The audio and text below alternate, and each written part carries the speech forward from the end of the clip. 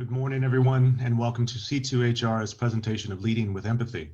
My name is Gino Marliani, Vice President, Human Resources at the Universal Music Group and a board member here at C2HR. As a reminder, this session is being recorded and will be available for on-demand viewing following the presentation. 2020 has challenged leaders with a global pandemic, social unrest, and several natural disasters. Our morning session today will examine how we can show up as a leader to understand our team members' emotional reactions and meet them where they are to lead them through crisis. We are so fortunate now to hear from Jennifer Sumiec, Senior Consultant for Empathia, Inc. Empathia, in addition to being a prominent EAP provider, provides individual and organizational services that maximize well-being, safety, and productivity in the workplace. If time permits, we will take questions at the end of the presentation. You can post your questions by using the Ask button at the bottom left corner of your screen. And there's also a session chat feature where you can engage with other attendees during the session. Without further ado, and here to share her insights on how to lead with empathy and resilience, Jennifer Sumiec. Jennifer, the floor is yours. Thanks so much, Gino. Good morning. The Japanese language has two symbols for the word crisis. One means danger. The other, opportunity. As leaders, you are asked to help restore safety in a time of danger and to help lead yourself and others into and through the opportunities that are presented. So for those of you who are not familiar with Empathia, we are a global behavioral health solutions firm headquartered in Waukesha, Wisconsin. I've spent the last 20 years of my career working with individuals and leaders to move swiftly and effectively through times of crisis. I started working as an employee assistance counselor in July of 2001. 2 months later, the terrorist attacks of September 11th rocked our world and catapulted my career into the crisis response space. In the years that have followed, I've been involved with helping individuals and leaders recover through their darkest moments. Whether it's a natural disaster or a man-made disaster, organizations need help through these times. And Empathia has a wide range of services to help them do that. I've worked with organizations following workplace shootings where there have been multiple fatalities. I spent some time in New Orleans after Hurricane Katrina, helping organizations and an entire community respond from the unthinkable. And in the last year, I have spent countless hours working with organizations across the country, figuring out how do we survive through this pandemic, as well as all of the other crises that have followed. We've worked a lot with the cruise ship industry, with education, and with healthcare. Next slide. When crisis hits, as an employee assistance professional, I immediately put that crisis in the context of the workplace. And I think about who were the victims here, who was the perpetrator, and how will this situation impact their workplace. Their families are likely impacted on a personal level, but so are their teams, their colleagues, their coworkers, their leaders. So are their entire workplaces, as well as their communities. And so I frame crises with the perspective of what will people need to be able to move through this time successfully, to remain healthy, safe, and productive in their workplace. What will they need from their leaders? How can their leaders help facilitate healing and provide the supportive resources that are needed? Next slide. So this pie chart shows you a typical life cycle of a crisis impacting a workplace. The twists and turns of 2020 have really affirmed a saying that we have at Empathia, which is if you've seen one crisis, you've seen one crisis. No one has really seen anything quite like this year, even those who have spent their entire lives working in the emergency and disaster response space. This model can give us a sense that there are some predictable stages of a crisis and provide some assurance that organizations can and do move through the unimaginable. So ideally, your crisis response starts with preparation, which is that orange slice of the pie. Your organization may or may not have had a pandemic preparedness plan that included moving all or most of your employees very quickly to a telecommuting arrangement. You may or may not have been successful in implementing that plan, and you may have found that it worked really well in some areas and maybe left some gaps in some other places. Or you may not have had a pandemic preparedness plan at all, and you were making this all up as you went along. So regardless of how prepared you were or weren't, a crisis hit, that red slice of the pie, the COVID-19 pandemic. Then more crises kept hitting. Violence against people of color, civil unrest, political tensions, wildfires, hurricanes, and other disasters, again, natural or man-made. And then you add in the personal crises that people have experienced. Maybe you have employees who have lost a loved one to COVID-19, or maybe you've even lost an employee to this disease. Maybe you have employees that have been impacted financially and have had economic setback. You certainly have likely had employees who have lost access to their kids' schools, to daycares, and perhaps to other supportive family resources, as well as friends. So all of this compounds on top of one another. Typically, a crisis reaches a point where the immediate danger has passed, and you can move into the aftermath, which is that bright yellow slice of the pie. So in this phase, the perpetrator has been apprehended. The wildfire has been contained. The storm has passed. And an assessment of the damage can be made and a recovery plan can be put into place. Over time, people begin to re-engage with their workplaces if they've been out of the workplace, and that re-entry process can begin. In this instance, some of your employees may have never left the workplace with respect to the pandemic. Some may have left and already returned. Some may be preparing to return relatively soon. And for some, it may be really unclear at this point if and how and when that re-entry process will look like, or if their home office is in fact their new workplace. Because we are still in the midst of the pandemic, it's difficult to think about stabilization in the way that we normally do when a crisis has a clear beginning, middle, and an end. A lot of times you hear the phrase, the new normal, in the crisis response space, but I really haven't been using that phrase in this past year because things are still so fluid. There's still many layers of this unfolding, and we're still being asked to pivot and adapt. And we really won't know for some time what long-term stabilization really looks like with respect to many of the situations that we've encountered this year. So based on your unique organization, your culture, and the characteristics of your location and your people, you may remain in any one of these stages right now, depending on which crisis you're looking at. And so oftentimes people think that this is going to be a very linear process anytime you're looking at a model like this. But it's important to remember, number one, that it's often not a linear process at all. Crisis recovery is very fluid. And so sometimes that can be frustrating if you feel like you've moved through this process and you're ready to move on and really settle into a stabilized state. And so know that it's very normal to experience you're taking 2 steps forward and 1 step back. Another important takeaway is that recovery is a very long-term process, much longer than most people realize, even in the purest form of crisis. And so if you've been frustrated at the time that it's taking to move through any one of these phases, know that that's very normal. Next slide.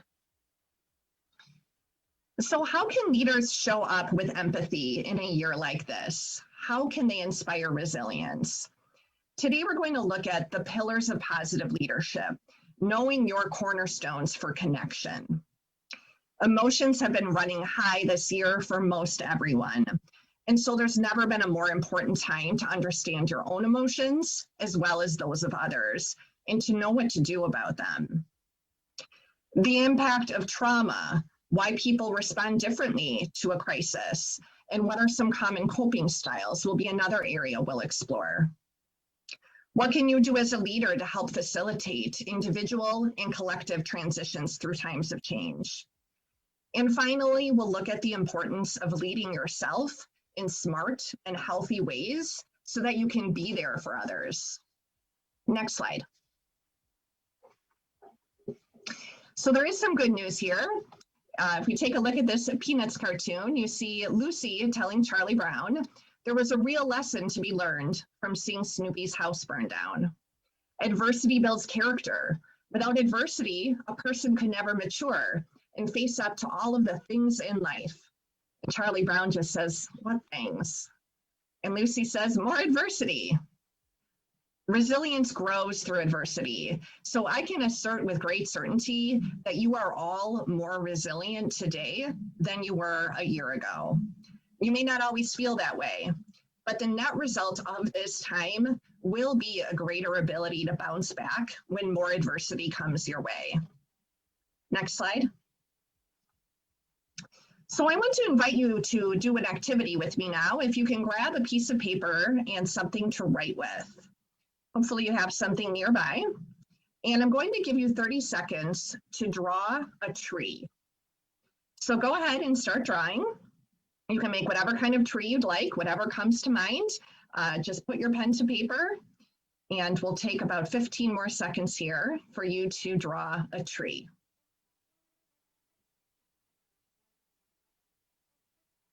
Okay, so take a look at your tree and notice what elements you included. My guess is that your tree has a trunk, and probably has some branches, it might have some leaves. I wonder how many of you have roots on your tree. How many of you drew roots? You can go ahead and comment in the chat if you want to talk a little bit about your tree and interact with one another. If you didn't draw roots, I want you to add some now. Add some roots to your drawing. And I want you to think of this tree as a symbol of yourself. The trunk might symbolize your strong, upright body. The branches might symbolize your skills and your resources. And the leaves might represent your thoughts, your emotions, your expectations, which sometimes change with the season and sometimes need to be shed. Like a tree, it's your grounded root system that makes you strong and resilient. These roots take nourishment from the ground beneath you and help the tree to grow strong. Grounding also allows the tree to yield to the winds of change and to not be uprooted. These roots are your pillars. And so I want you to reflect on 2020 for a moment and ask yourself this question: how have I led during the past year? Think of these roots or pillars as the foundation of your behavior as a leader. How have you been showing up, and how have you been demonstrating positive leadership? So again, you can think about that for a minute. You can jot down some thoughts on some paper or in your journal virtually, or you can go ahead and share in the chat. Next slide. At the heart, positive leadership is authentic influence that awakens value, purpose, and opportunity. A positive leader is someone who takes responsibility for finding the potential in people and the process of change. Positive leadership is not something simply we do. It comes from a deeper reality within us, from our values, our principles, and our life experiences. And so in that way, it's really a very intimate expression of ourselves, of who we really are. And as leaders, we're asked to tap into that center of gravity, despite what swirls above us, around us, and below us, like an old oak tree with strong roots as its foundation. Next slide. So I'd like to review 4 pillars of positive leadership that can help you stay grounded during this time. And when you think about the keynote on connectional intelligence, this is very much in line with that. This is all about relationship and how you can connect with others. And are you doing that in an effective and an appropriate way? So the first pillar is leading by influence. A key question you can ask yourself is, where do I want to lead from in order to lead into? Do I want to start from fear and danger, or from opportunity? If I am in fear, how can I actively work to move through that? What resources can I draw on to get myself into a place where I can leverage and embrace opportunity? A positive leader knows their ultimate goal is not to change people, but to positively influence them. Nobody changes unless they truly want to. So our role as leaders is to create an opening and a space for that change to occur. As leaders, we go through that opening first and pave the way for others to do so. How we begin determines how we end. The second pillar is lead by connection. And a key question to ask yourself is how and when do I truly connect with others? To be able to connect people, a positive leader knows that they need to have a grounded relationship with others. So invest the time and effort in creating and maintaining positive relationships. We all need to be seen, heard, and valued for who we are and what we bring. And we desire to be a part of something bigger and better than ourselves. Seeing people, hearing people, inviting them in and up, support this pillar of connection, especially at times when people tend to silo, to engage in small stories or gossip, and to get stuck in small, negative, repetitive stories. The third pillar is lead by presence. And a key question to ask yourself is how and when do my people see and hear me? You and your presence is a commodity right now. Being seen, communicating clearly, these are the currency of crisis. An example of this is something a colleague had shared with me had happened at a conference, where a speaker took the stage and then simply asked the entire group to follow him. And they did.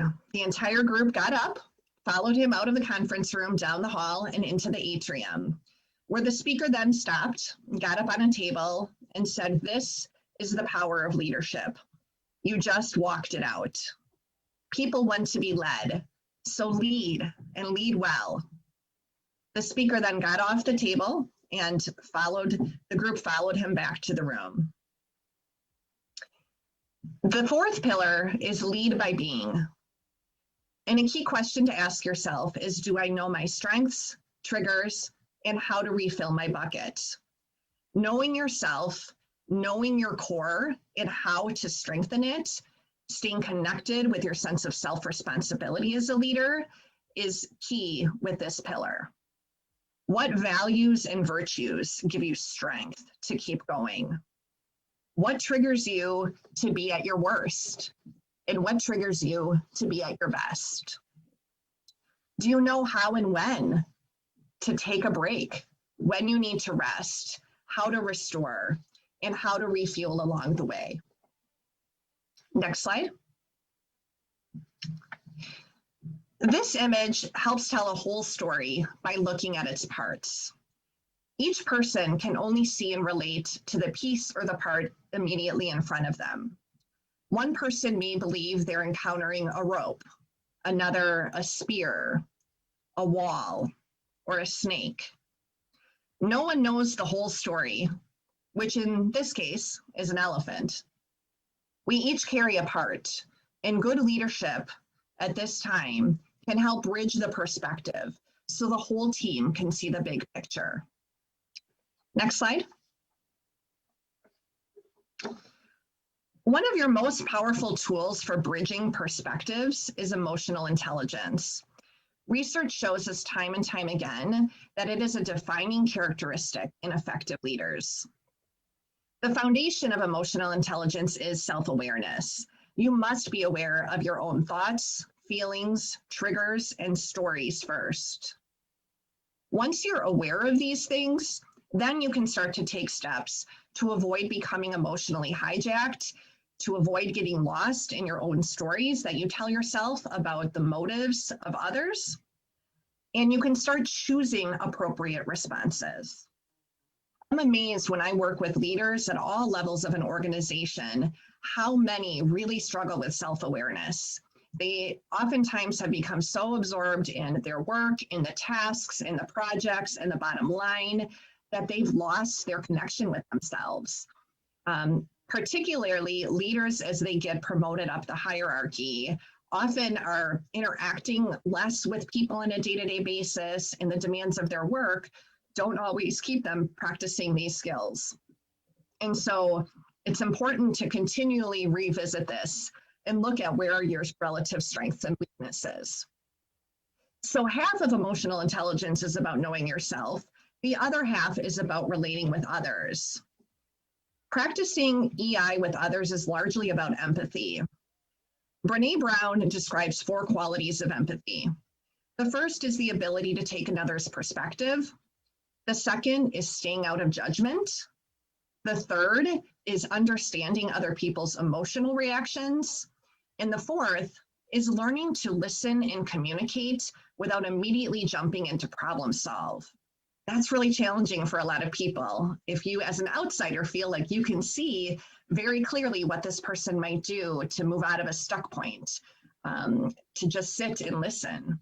But oftentimes, especially in times of crisis, that is the key skill, is learning to be available, to listen, and to clarify what you don't understand. Another thing that you can do as you try to stay in touch with others' emotions is to periodically take the emotional temperature of the work group. So you can do this with a simple Likert scale. Just ask people to rate on a scale of 1 to 5. How are you doing today? With 1 being in the dumps and 5 being engaged and optimistic and hopeful and ready to go. Being available and responsive to issues, and leading by example, by demonstrating listening with care and concern. Next slide. Social science research, such as the Framingham Heart Study, shows us that there's something called the collective mood, which is illustrated here with the concept of an interpersonal stew. And this happens after a crisis when emotions are running high. This collective mood can spread very quickly. Within social networks, individual emotional states influence others to 3 degrees of separation. And this is really amazing to see, because even if you don't know the people or work with them directly, this emotional ripple effect will occur.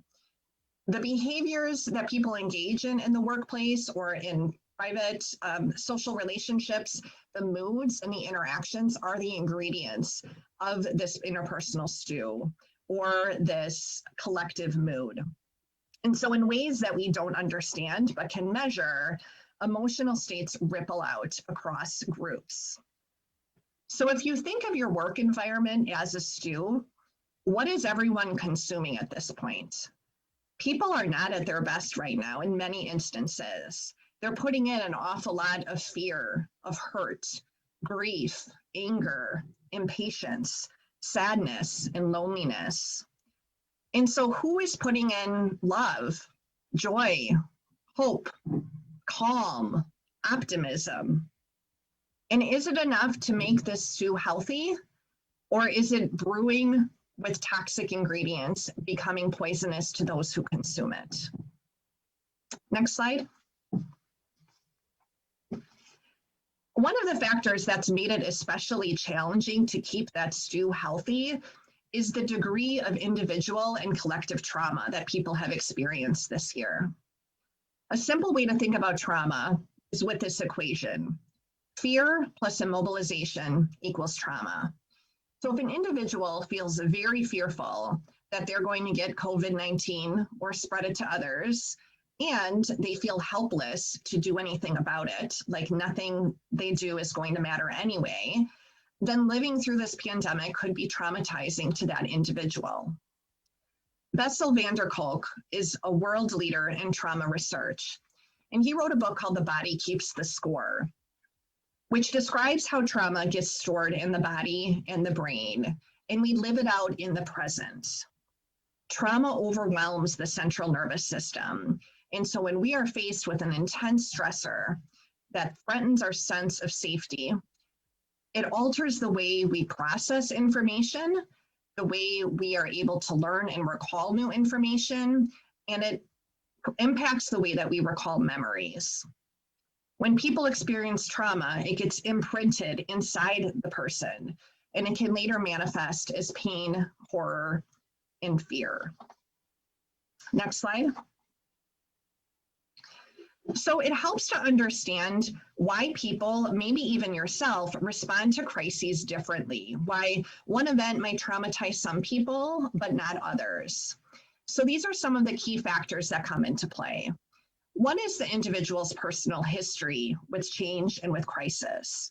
Have they walked through some tough times before? And if so, how did they cope? How did they get through it?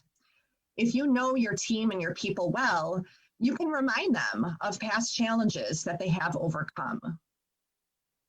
If someone feels supported and resourced, they will move through changes and crises with greater ease. So this is a time to ask, or at least become aware of, what resources your team or people need to successfully transition through this time. Maybe they need more opportunity to connect with their team or with their leader. And if so, how would they prefer to do this? Do they like the Zoom meetings? Would they prefer something in person if that was safe to do so? Do they prefer a phone call? Do they like text messages? What are the preferred means of communication, and what times of week, what's the frequency, what's the length with which they need this? Maybe people need more training in a particular area. Maybe they need some equipment. Maybe the ergonomics of their home workstation is really uncomfortable and an external monitor would really help, or a sit-stand workstation. Maybe they need a day off. So many people have been working and working through this year at a relentless pace, especially those of you who work in HR, feeling unable to figure out how and when to take a break. People's mindset about change is another central factor. Carol Dweck wrote a book called Mindset that highlights the differences between people with a fixed mindset and those with a growth mindset. People with a fixed mindset might be more likely to struggle in times of change or crisis. They tend to view things as black and white and to fear failure and to view change as very difficult. Those that have more of a growth mindset are more able to leverage change as opportunity. They are comfortable making mistakes, learning from them, and they are able to fall forward and be much more flexible and bend with the times of change. The number of changes pressing on someone at a time, as well as the intensity, can really impact how they move through a crisis. So being aware of what else your people are dealing with in addition to the obvious can help you better empathize and meet them where they are. I can't tell you how many people I've worked with over the last year where maybe they're doing fine, and then all of a sudden there's a breaking news alert that completely triggers them, or they see something on social media that emotionally hijacks them, or they get a text that a loved one has just received some bad news, whether it's health news or other. And so trying to get to know the number and intensity of changes might help you understand, again, and empathize where people are coming from.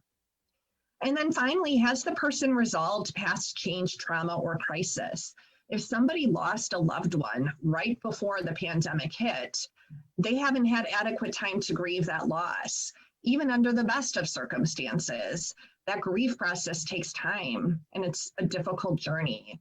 And so when you layer and compound all of the things that have happened without adequate time to grieve and work through and resolve your feelings and your needs related to the crisis, that's going to affect your ability to cope. We all have different thresholds and capacities, and so it's wise to know them and to honor them. Next slide. Many people have experienced a wide range of emotions this year, and many people are experiencing those much more intensely than ever before. The impatience with your kids or your pets maybe is more than ever. Irritability maybe just sets in as a default mode. Maybe sadness and depression has been something that's struggled you. And certainly anxiety and worry has been at the top of many people's minds and hearts as they've moved through this year. There's no such thing as a wrong emotion. Usually we don't consciously choose how we feel. Emotional reactions just automatically happen based on what tends to trigger us. How we feel is not an issue. How we act or behave can be an issue. If you are internalizing those emotions and coping with self-destructive habits like overeating, drinking too much, using drugs, engaging in excessive spending or gambling, these are causing harm to yourself. Some people externalize their emotions and take it out on others with verbal outbursts, with put downs, and with inappropriate behavior towards others. Other people might find that they're very tearful and crying quite a bit. A lot of people are experiencing sleep disruption from the very beginning of the pandemic to today. That's been one of the most common behavioral symptoms that I've heard people describe. So much disruption to our circadian rhythms is certainly a factor in that sleep disruption. Hypervigilance has been very common too. Cognitively or mentally, people's ability to focus, to retain new information, and to learn new things has been really challenged during this time. When our brains are under attack of stress or crisis, we're not at our best. We're not at our best with problem solving and with learning and with remembering things. When people are distracted by worries, by their feelings, by breaking news alerts, they make more errors and productivity suffers. Next slide. An individual's sense of safety and one's perception of control are key factors in recovery. The disruptive events of 2020 have undermined many people's sense of personal safety, and this can take time to restore, even in a very supportive workplace.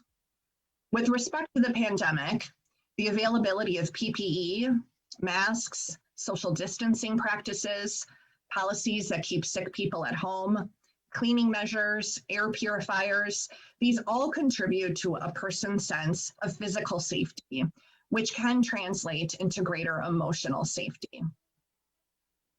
Most of us overestimate our degree of control over what happens to us, and disruptive events really damage this illusion. This has been a major theme with the people I've worked with over the last year as well. And it's really caught some people by surprise that they've spent their lives being very high functioning, very successful, and all of a sudden they just feel really off kilter because there's been so many things that have happened that have forced this issue, forced them to realize that they don't have control over everything. And that leaves people feeling vulnerable. And so how can we direct our own and others' attention to what they can control? Workplace projects that are tangible, achievable, and that are concrete can really help give workers a sense of pride. Mutual support and connection to others helps restore a sense of personal safety. And so think about how you're able to encourage affiliation among your staff. Do people have regular ways to connect through Zoom meetings or other means, or is that something that you could implement in the weeks or months moving forward? Next slide. Okay, so I'm going to launch a poll, and I want you all to weigh in on your coping styles. So this is part of that self-awareness piece. And so I'm just going to talk through each of these, and I want you to reflect on your own style in terms of what might be primary for you. When you think about when you're at your best, when you're coping in times of stress, what are you doing that's helping? And so the first is a relational style. Those are people that reach out for support. And so you're likely to phone a friend, to talk with others to process through whatever you're dealing with. And you really hope by gaining support from your relationships. The second coping style is private. And those are individuals who tend to reach more inward for support.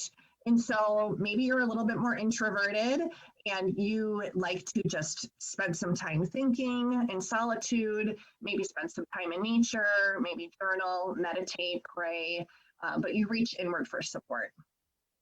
The third type is a cognitive style. These are the thinkers, where you're constantly analyzing, problem solving, weighing pros and cons, and you're thinking your way through the problem. An emotional coping style is someone who feels their way through. And so they're very in touch with their emotional states, and they use those emotions to inform what they need to do to move through this. And behavioral coping styles things through. So these are people that are very action oriented, that are always doing, that are very hands-on, and that need to stay engaged to be able to successfully move through a difficult time. And maybe you're not sure. Maybe, it's something you haven't really thought very much about. And so if that's the case for you, I really encourage you to spend some time. If you have one takeaway from today's session, this is a really important one because this is about self-care. You hear that phrase all the time, but what does it really mean? And how do you personally put that into practice for yourself? It's about taking the personal responsibility to do a little better today than you did yesterday. To know that it's not always going to just get better and better, that there's going to be some days where you just aren't motivated, where you just aren't focused, where you just need to veg and not really do anything particularly productive. But when it is time to get engaged and show up to life, which of these do you need to make a point to do?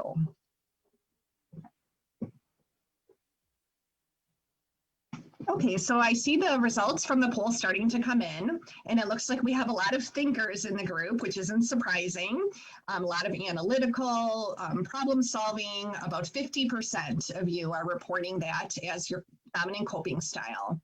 And then beyond that, it's a pretty good mix. 17% or 17 people private, emotional 17, relational 10, behavioral 7, and then about 4 said not sure. And so think about this for yourself as well as for your own reports. Can you see one or more of these coping styles in them? And if so, how can you help encourage them to utilize that style? If you know your people well, sometimes people just forget, oh yeah, I haven't eaten today, and they need a simple reminder. Or if they have a headache, have you taken some Tylenol or ibuprofen? Oh yeah, that's right, medicine might help my headache go away. Or maybe they're dehydrated, or maybe they just need to take a break and step outside because they haven't been outside in a couple of days. And so remind people what helps them solve problems and feel better. Next slide. Another important part of knowing yourself is to understand the interpersonal roles that you tend to play in times of conflict and the narrative that runs through your head associated with this role. So there's a lot of different versions of this, and I just chose 3 roles to highlight for today's purposes. So the first is the savior role. And so maybe you relate to the superhero with a cape blowing in the wind, and this role sounds like, I've got this. I can fix you, I can fix this, I'm strong, I can do this. Saviors are very strong, they're very brave, they take control, they make things happen, and they typically have few regrets. However, this comes with some drawbacks, with so many people looking up to the savior, sometimes also called the hero or the rescuer. They may struggle with their own ego, they may have an inflated sense of self-importance, or they may even suffer from a fear of failure. Their need to fix others in some instances can be a mask for their own feelings of inadequacy. This role can also be really isolating and can deprive others of responsibility and growth opportunities. So it's important for saviors to be vulnerable enough to admit when they need some help in fixing too. Another role that some people fall into is a victim role, where they feel like they never get what they want. Poor me, why does this always happen to me? There's nothing I can do about it. Here we go again. Of course this is happening to me. Victims often feel powerless, helpless, or hopeless to be able to do anything to change the course of their life, and they feel that positive things don't happen for them. They sometimes struggle with decision-making, they replay negative things that have happened in the past, and they might have difficulty taking pleasure in life. So as a leader, if you recognize people that sound or act like this, inviting them into an active role can help them to process through change and can help reroute that negative energy. Once people recognize the control they have over their thoughts, their words, their actions, they can start to take some control back and experience positive change. The third role is the martyr role. And so this is the person that says, I'll take one for the team. I can put myself out there and bear the brunt of this. I've done it before, I can do it again. The martyr makes sacrifices at the expense of their own needs. Over the short term, this might seem admirable, but many martyrs struggle with pent-up dissatisfaction and resentment because their sense of self-worth is overly dependent on others' opinions of them. They may neglect their own self-care, or they may be at very high risk for burnout. So one way to redirect is to invite the person into a role that requires them to keep something rather than sacrificing, keeping momentum, keeping up morale, retaining structure and routine. Martyrs also need to work to balance their own needs with the needs of others. So there are hybrids of these roles, but these are the main storylines that people attach to in times of crisis. Overall, as leaders, you are encouraged to invite people into a bigger story and a bigger role than these small ones. Next slide.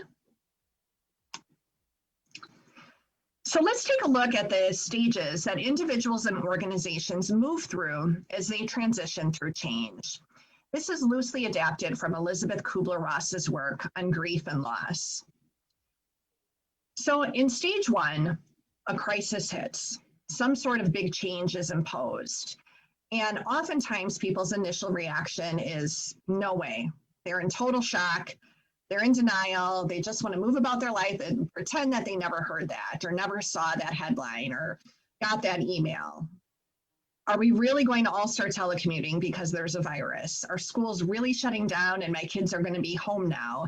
Am I really working from home while becoming a teacher, while running my household? When a crisis hits, the first thing people want is information. So your task as a leader is to inform, to educate, to share the facts, to share what you know, and to share what you don't know. Saying I don't have any updates, there's nothing else I know, is in fact an update. So once reality hits, people realize, okay, so we're really doing this. Oftentimes the next emotional state people experience is a sense of grief over the losses that they're enduring, and they start to feel very vulnerable because they've realized their sense of control has been stripped from them and they've registered danger. People may be grieving the loss of routines, of support, of people, of places that made their lives what it was. So this is a really important place to demonstrate empathy for the normal human experience of grief in response to loss. People then move into stage two, where oftentimes they're feeling pretty pessimistic. Maybe they're resisting and resenting the news. Maybe they're feeling very apprehensive about what to do next. And so the sadness starts to turn a little bit more into anger, irritability, or impatience. People sometimes are paralyzed by their emotions and they're unable to identify effective actions to transition on to the next stage. They might resist and resent and turn to unhealthy coping, like we talked about earlier, overeating, alcohol and drug use, disengaging from work or relationship, or taking their frustration out on others.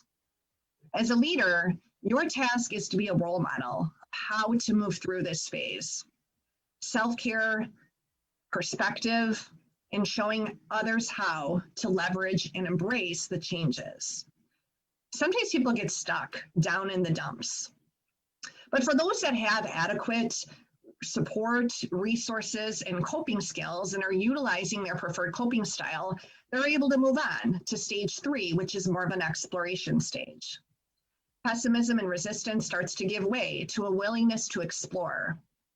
This is where people, when led well, can entertain a bigger picture and a larger narrative. So if you catch your employees exploring possibilities, work to engage them. Challenge them to take their ideas further and to the next level and to keep involved. Keep encouraging them until you feel comfortable that they're going to successfully move on to adaptation. Adaptation is the fourth stage, where people come to accept the changes and maybe even embrace them and celebrate them. They start to show up as their best selves. So this is a time to really affirm what you've seen, to note growth, and to encourage momentum. So I'm going to launch another poll now. You'll see it pop up on your screen. And I want you to think about those you lead. And where do you think that they are for the most part? Which of these stages? So again, the stages on the outside, the purple ones are those that individuals and organizations move through, and the blue font on the inside of this line represents the leader actions. And so thinking about your employees, your teams, those that you lead.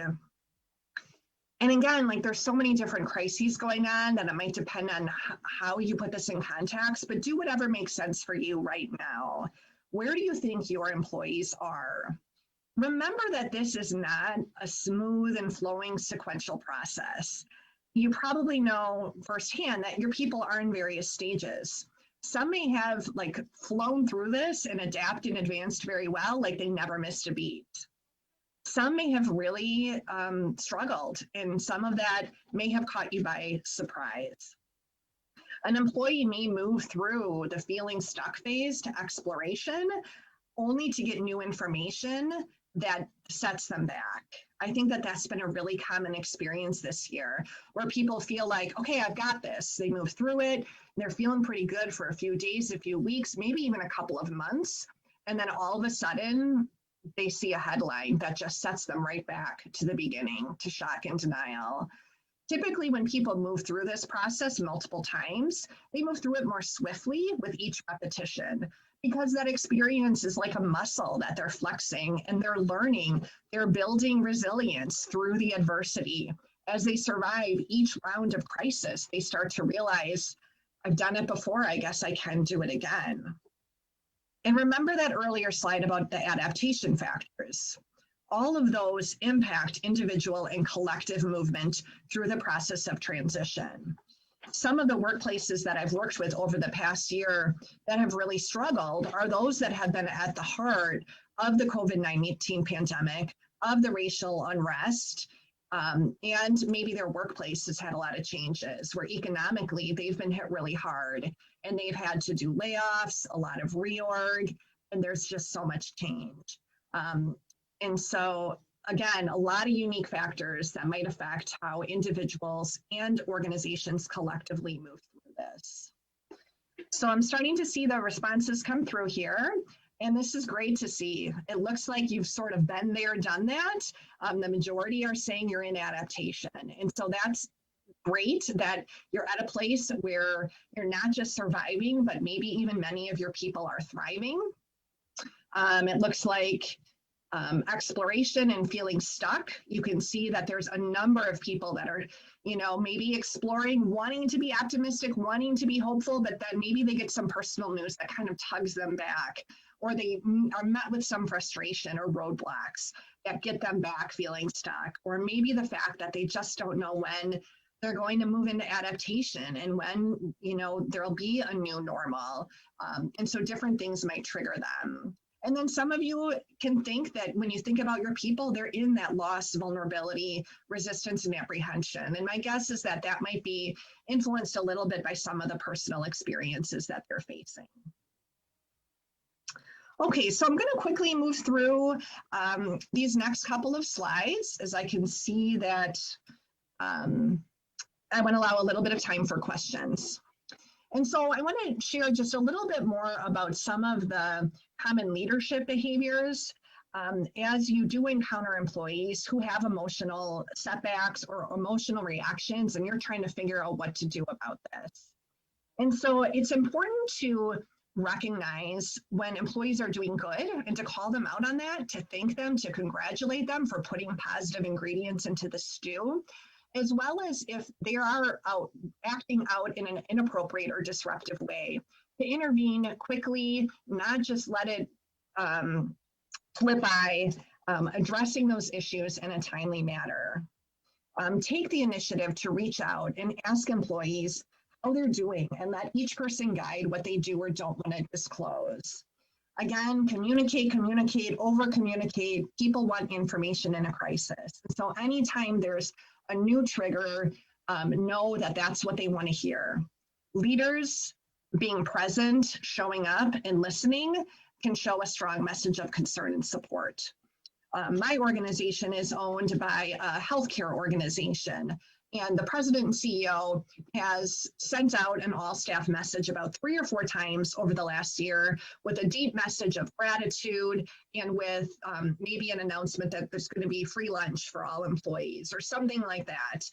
And I can't tell you how much that's really mattered to know that she's taking the time to craft a caring message of concern and support and gratitude. Next slide.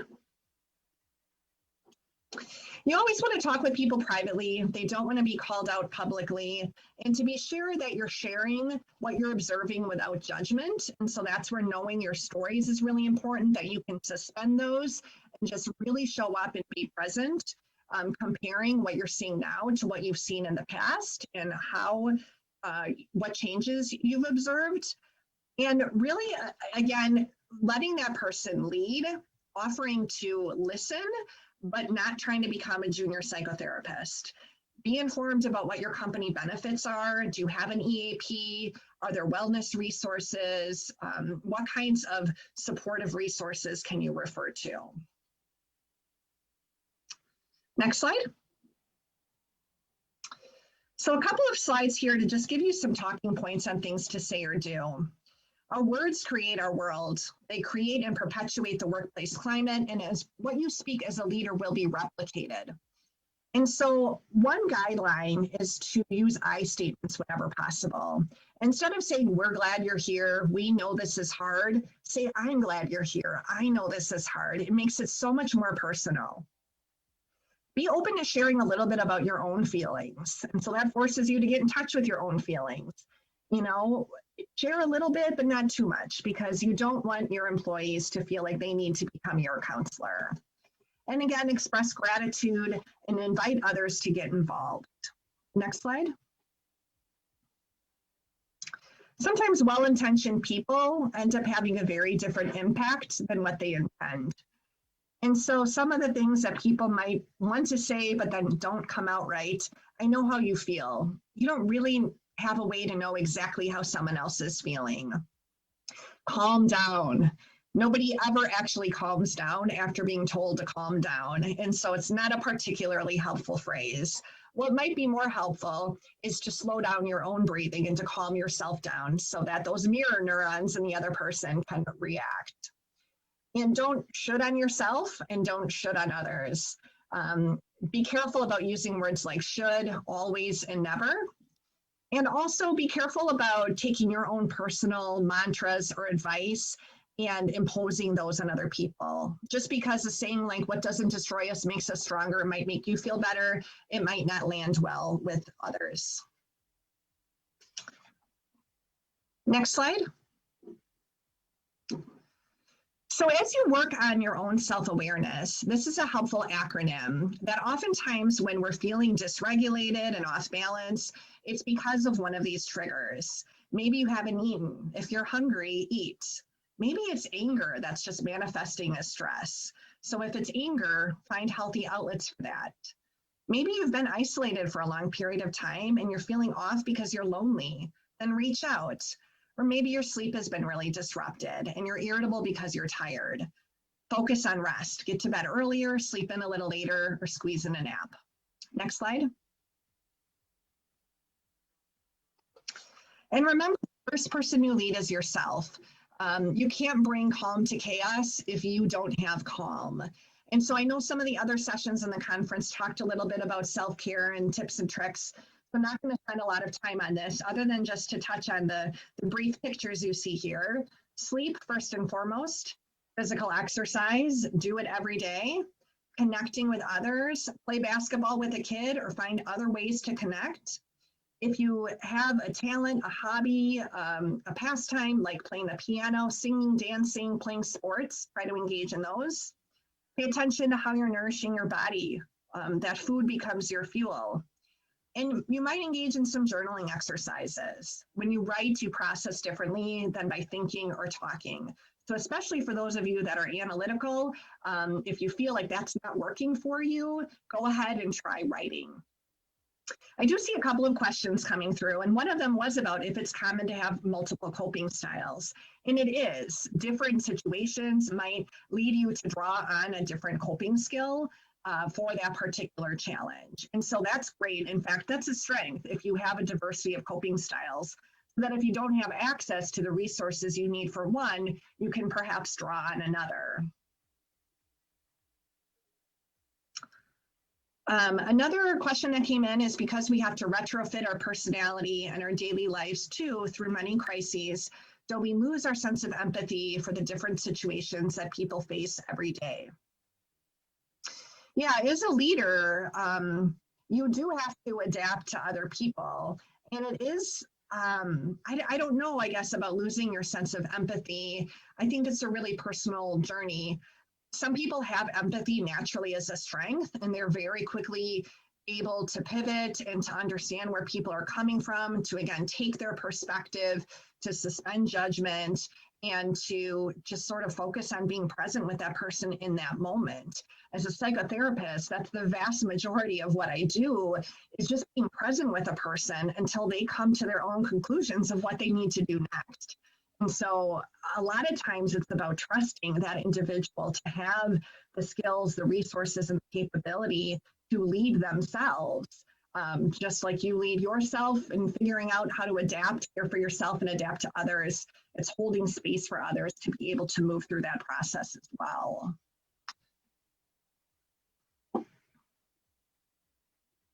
Another question came through about what kind of support can HR offer to employees dealing with homeschooling for special needs children.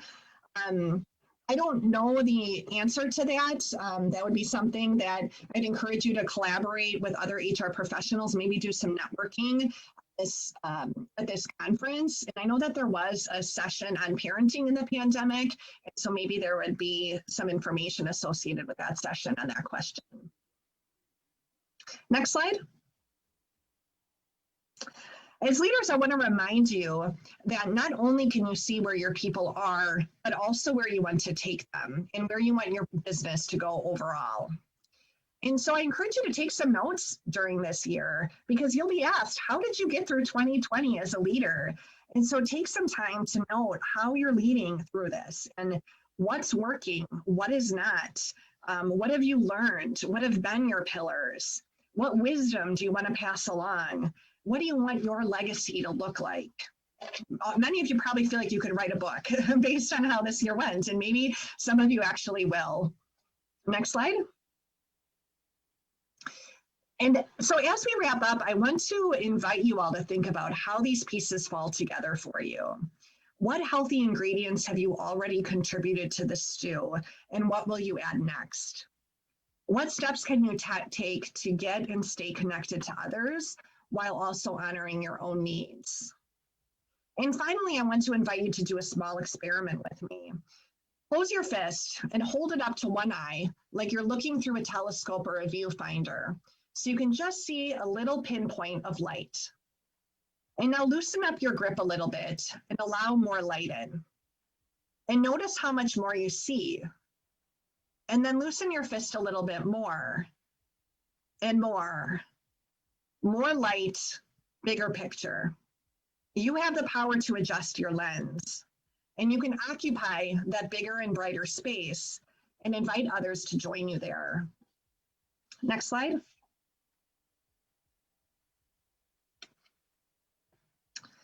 So we're just about at the top of the hour. I just want to close with a quote. People will forget what you said, people will forget what you did, but people will never forget how you made them feel. Next slide. I'll keep monitoring for any questions that anybody might have here as we wrap up.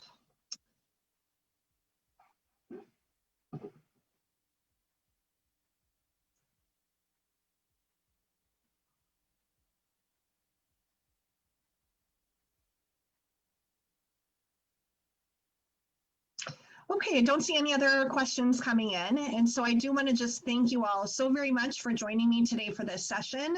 I hope that you walk away with at least one or two things to give you something to think about. Encourage you to go back and reread your notes and reflect on your takeaways so that they can really drive future change. If there were things that you identified that really, could help guide you as you move through this next phase. So stay safe and stay healthy, everyone. Thank you.